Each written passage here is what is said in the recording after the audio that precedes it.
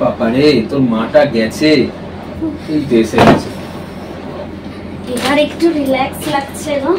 এই কি গো, জল দিও তো। আরে সব দিছি। আগে ডাক্তার কি বললো বলো? আরে কি গো, ডাক্তার কাছে যাওনি?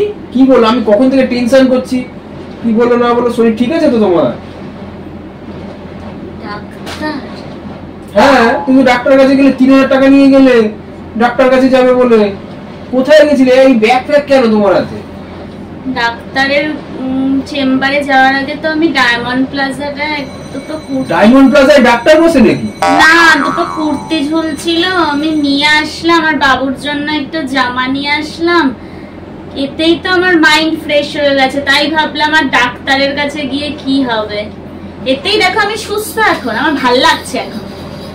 আমার আর কোনো রোগ নেই, আমি সুস্থ। তাহলে তুমি যে এইরকম দিনরাত কিচির কিচির করো, আমি বললাম তোমার তো ব্রেনের প্রবলেম হয়েছে, সেই জন্য তোমার ব্রেনের ডাক্তারের কাছে পাঠালাম। আর তুমি শপিং করে চলে এলে, পুরো পয়সা উড়িয়ে দিলে। আরে পাপা, কি দিনকাল এলো রে।